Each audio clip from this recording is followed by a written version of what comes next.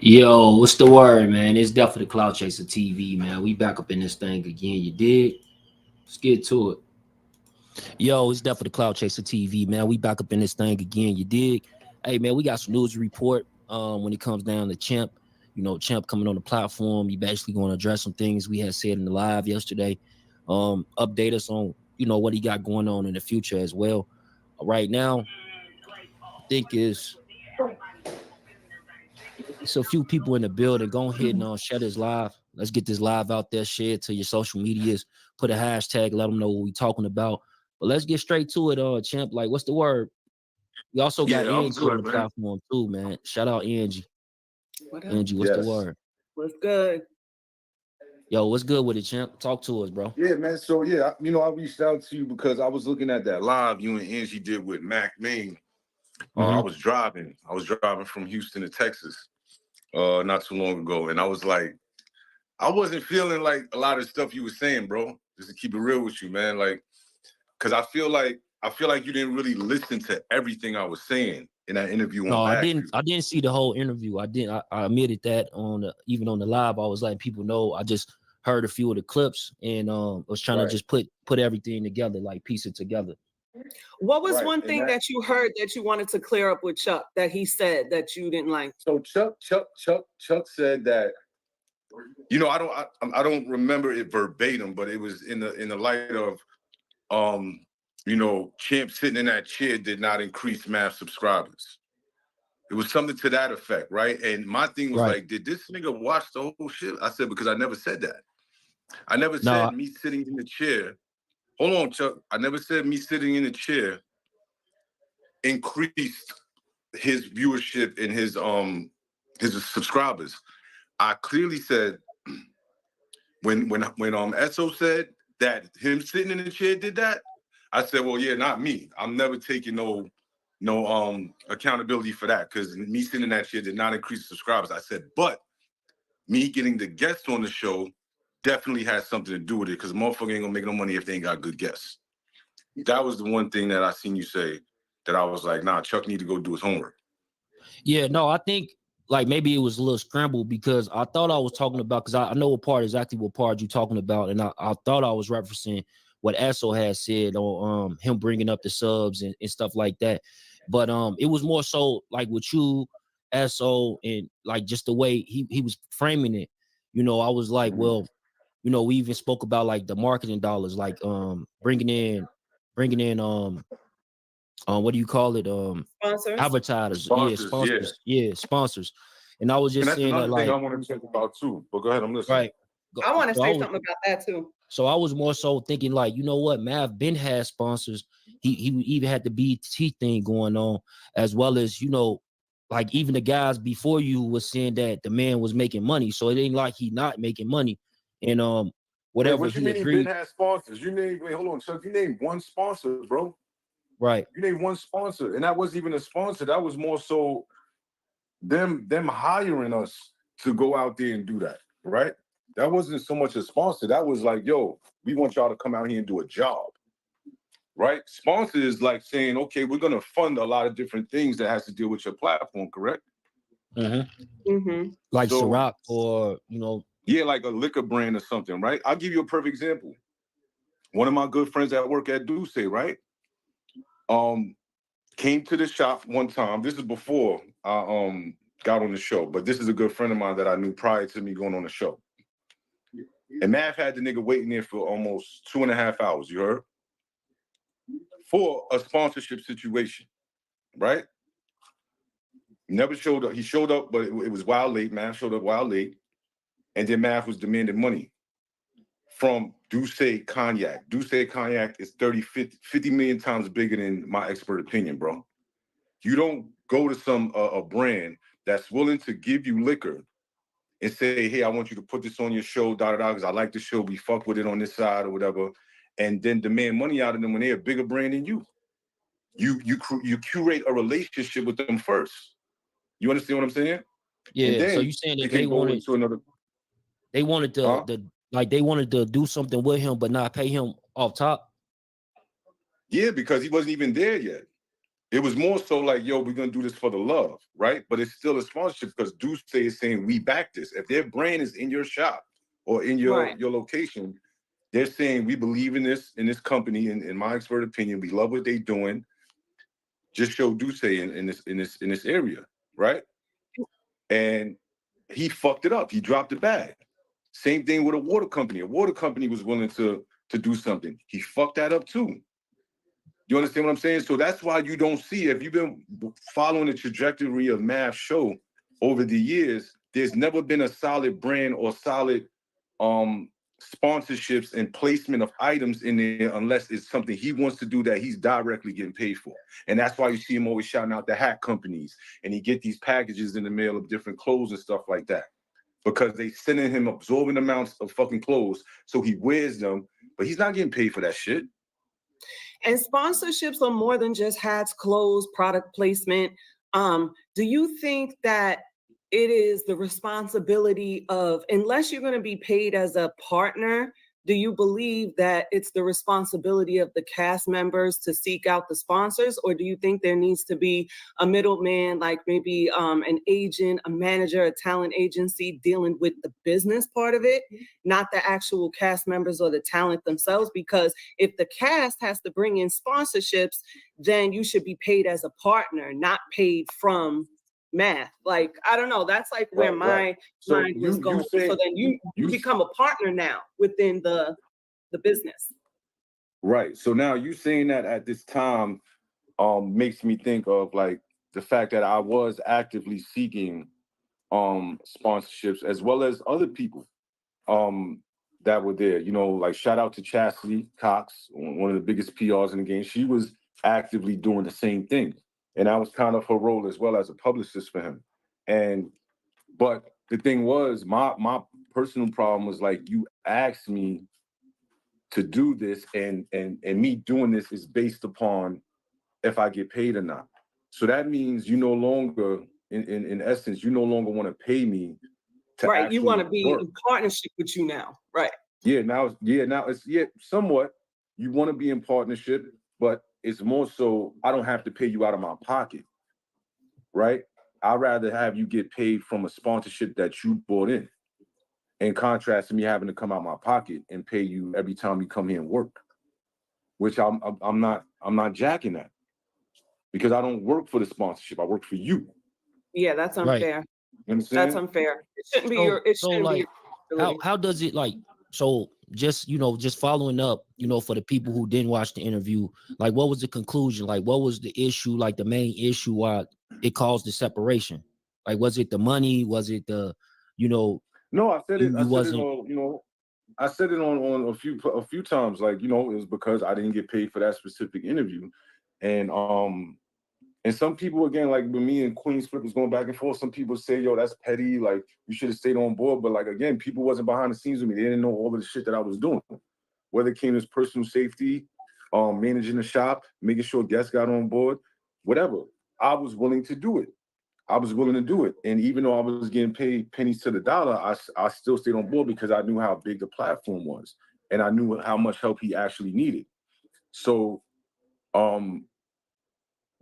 it was because, like, you fix your mouth to tell me, out of all people, after all the work that I put in, especially that day, that you're not gonna pay me. Like, I'm a man at the end of the day. That shit pissed me the fuck off, bro. That shit had me pissed. Cause I'm like, yo, you're not fixing your mouth to say this to nobody else. So it's like you basically saying like, yo, I could, if I'm trying to save some money and I had to pick people out of this room, then Champ is gonna go first. But I believe he was under the assumption that I was gonna jack it because he must have felt like I didn't have anything else going on.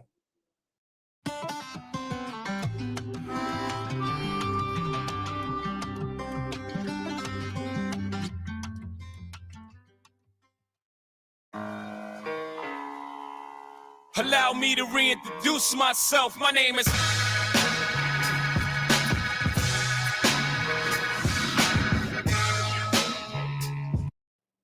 You understand what I'm saying? So that's why. So originally you did see it as an opportunity to, like, further your brand, come on board, you able to further your brand. So it was a little bit different from like some of the other guys like SO or Bigger in your situation. Like you understood like the purpose you was going on there to further your brand. And he said that in the interview too.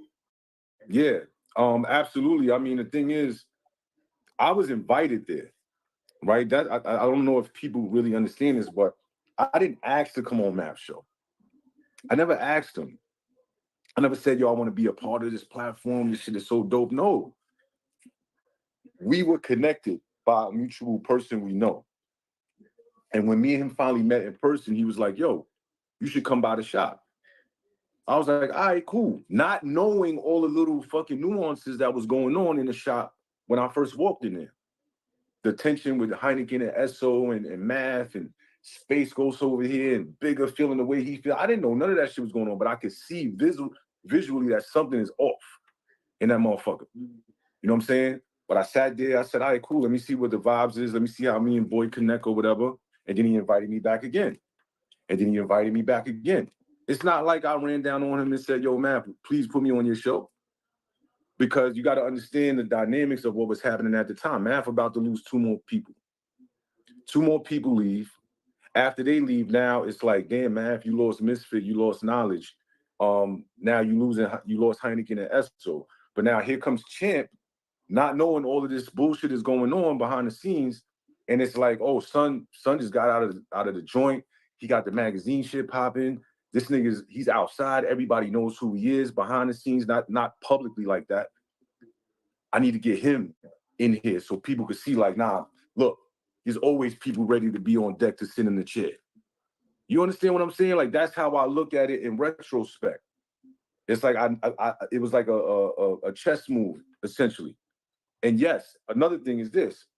I always stated my gratitude for being on that man platform. If you ever watch episodes that I was on, when he go around the room and he asked me, yo, Champ, what's good? What's the vibes? Yo, happy to be home, happy to be free, happy not to be around fuck niggas. Yo, man, again, thank you, brother, for putting me on the platform. Appreciate you, man.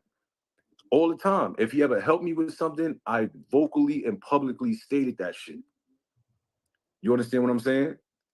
And if you look at the episodes, there's mad times that there was shit that like really happened, like outside of the shop type shit.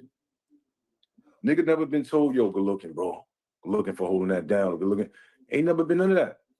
You did say in the interview as well that you overextended yourself and did a lot of stuff that you weren't compensated for outside of, interviews you were paid for. So you did say you did a lot of free work and it was taking up a large portion of your day. And so that's why, Angie, not to cut you off, but that's why in an interview I said we had a conversation, right? I remember I said the first few episodes when he was like, yo, I want you to sit in the chair finally. Because look, I sat on the sideline for Tony Ayo and Uncle Murder. That's the first time I went in the shop. I sat on the sideline for Joel Ortiz and Crooked Eye. I sat on the sideline for Derrick Rose, right? A few interviews. I say about 6, 7 interviews.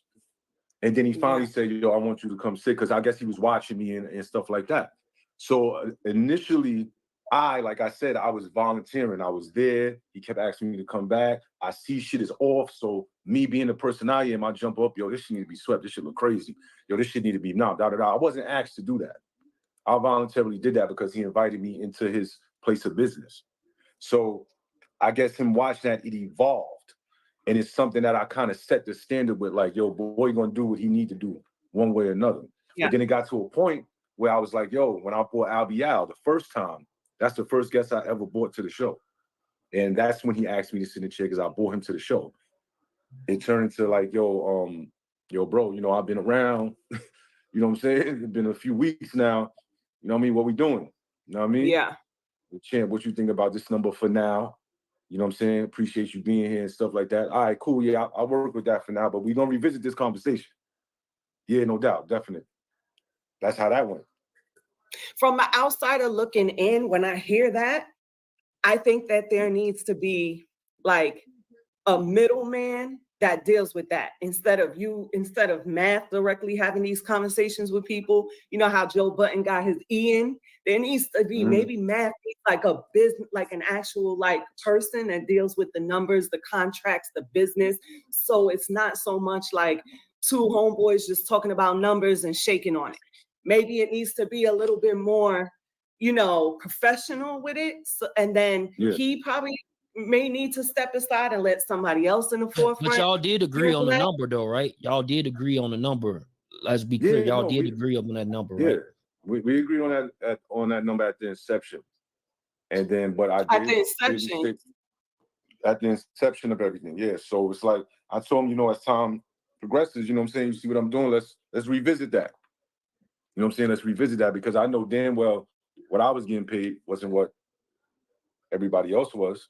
I know it was more, and I get it. They've been there longer than me or whatever. I didn't even know about Bigger's situation.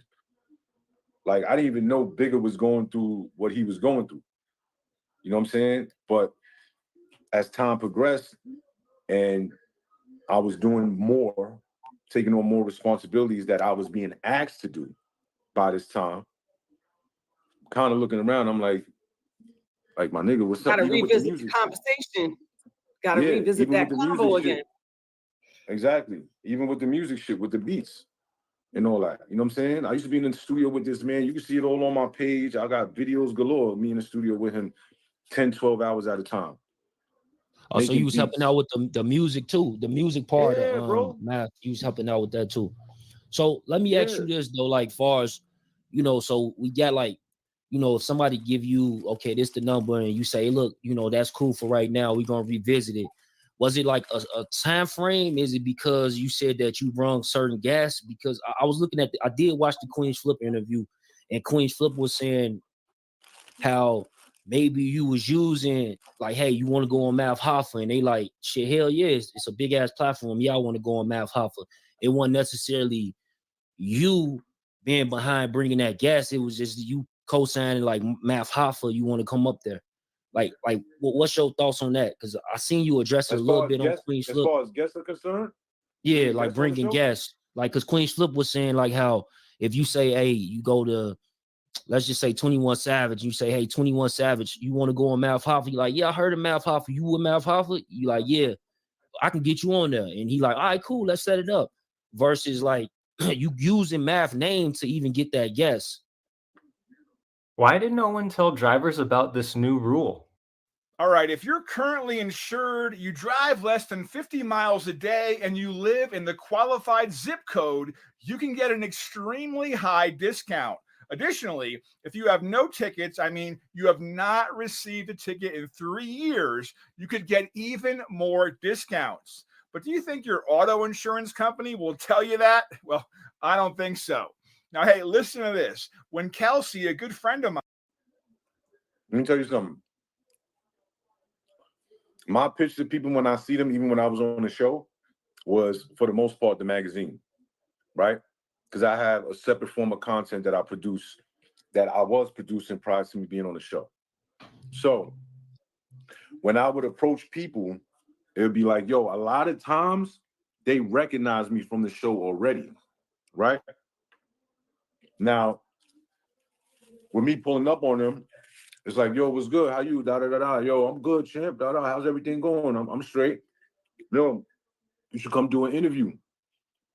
Sometimes I would say Math Show. Sometimes I would say you should come do an interview with the magazine. But either way, it will always equal up, because a lot of times the interviews we did on the show will translate into the magazine and vice versa. So if I got somebody that may have told me like, champ, I'm not ready for that, I'm not promoting nothing, but I'll fuck with the magazine, then I can say, all right, I got such and such to do an interview with us, and then they're gonna come and go on the show, right? Or it can go vice versa. But a lot of times my initial introduction was the magazine. Yeah. And for people that don't know, like that's what I want you to get into. Like, for people that don't know, you know what I'm saying? What was the magazine? Because I know you spoke on it with me before when we were supposed to set up our initial interview and a while ago. And like, can you just give us a little background on that? Because I don't think people really understand you know, what was going on with that magazine and what was the impact in the prison system? Yeah, so the magazine was created in March of 2018 by my brother, Mr. Gyro. I was inside, like, being a marketing research type of guy, getting all the information and stuff like that was needed for us to get while we was in there, because there was no internet access. We don't have Wi-Fi. So the magazine I started curating relationships with people. I started curating relationships with people that were next to artists in the free world, and I started interviewing people over the phone. And then essentially that content or whatever would be pushed to my partner in LA, and he would put it together and would push it out. So I already have relationships with Benny the Butcher, with Uncle Murder, with Buster, with Albial. A few people I already had like solid relationships with. So the magazine is called YKTV Magazine, meaning You Know the Vibes Magazine. And it slowly, I'm not gonna say slowly, but it really catapulted after Rest in Peace DJ K Slay let us use the ad page in this magazine. It went through the roof. And that with Straight Sun? With Straight Sun, right. The Straight Sun was number one at that time. So that allowed us to enter the market and like slowly take over, because we had so much different forms of content and stuff that we were producing and sharing with the prison population. So, and it also opened the doors for me to interview other artists.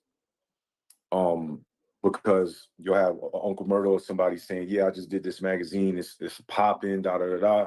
And that will go to another artist and another artist. And it's like, yo, who you talking about? Then they'll hit me up on JPay, or they'll reach out to my guy in fucking the owner in LA or whatever. So you was doing all this behind the wall?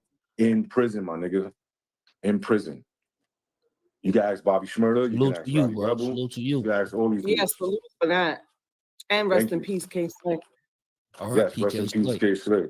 I mean, I'm not, you know, as far as interviews and stuff like that and the ideas of things, yeah, I'm responsible for. But my brother, that Mr. Gyro, that like he's the sole owner, not the sole, but he owns the magazine. He put a lot of physical pain and work in and stuff like that as well, to help create this fucking masterpiece. And our shit don't look like nobody else's publication. Like our shit is some shit that is art. You can put that shit on a coffee table or whatever, and somebody gonna pick it up and read it. But that's what opened the door for me, the magazine, essentially into the entertainment game. Was that. It wasn't Matt Hoffa show. Okay, Fred, time to find our perfect apartment on Zillow. Don't worry, change will be good. Nice. Hey, this one really feels like home. Zillions of apartments, one way home. Zillow Rentals.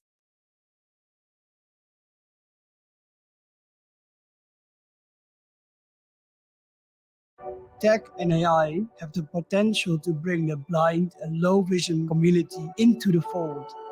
Here at the Rijksmuseum, we can make art descriptions for the whole